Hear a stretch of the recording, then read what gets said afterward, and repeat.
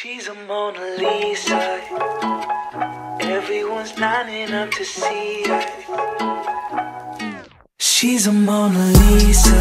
So, today's video, ituturo ko sa inyo kung paano ko ginawa yung top na yan. Yan yung mga uso ngayon, yung mga lettuce top. So, kumuha lang kayo ng damit na gusto nyong i-transform. Yan, kahit anong damit yan, mas maganda kung stretchy siya. So, itong damit na to ay medyo stretchy lang. So, yan. Magsusukat ako ng 5 inches, yung haba na puputulin ko doon sa damit. So, ayan, magla-lining lang ako para yun yung maging palatandaan ko para hindi ako mahirapan mag-cut.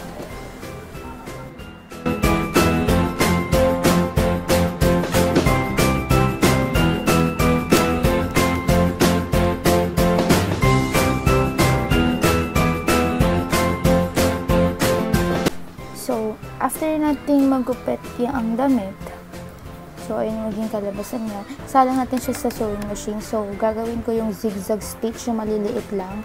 And then, a-adjust lang natin yung mga kailangan i-adjust. So, tignan nyo na lang yan. And then, pag na-adjust nyo na yung makina nyo, ready na tayo magsalang.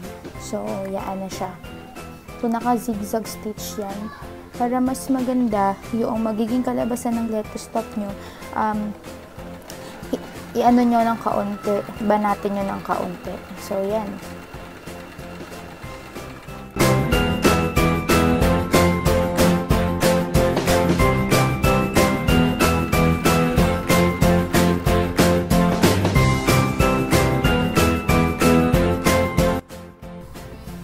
So, para ma-achieve natin yung magandang lettuce top, ang ginagawa ko, either 2 to 3 times ko siyang tinatahi. So, pag naikutan na siya ng isang beses, idodoblehin ko siya ulit. Pag hindi pa ako na-contento dun sa pangalawang ulit, gagawin ko siyang 3. So, tatansyahin nyo lang. So, dito sa gagawin ko, ang ginawa ko is 3 beses ko siyang inikutan ng tahi.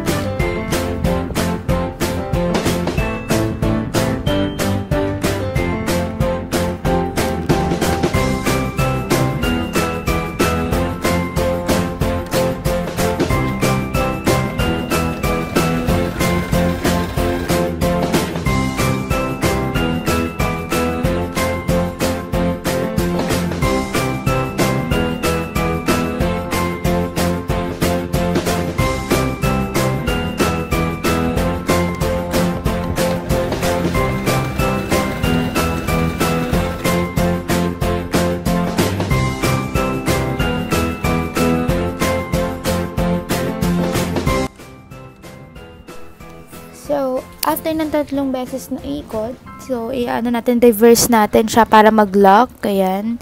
And then, ikat na natin. Bali, 3 beses ko siyang pinaikutan ng tahi para maging okay yung pagiging lettuce top niya. Oops. So, ayan, nakikita nyo naman na yung lettuce top natin, di ba? Medyo, na siya, kulot-kulot. Ayan. So, kung gusto nyo na ma-achieve yung kulot-kulot na ganyan, mas maganda kung i-stretchy yung damit. Kesa yung medyo, yung mga ganyang type ng tela, yung polo shirt. Ayan. Diba? Ang cute. So, ayan na siya. So, maganda naman siya. 3 beses ko siyang pinaikutan para ma-achieve yung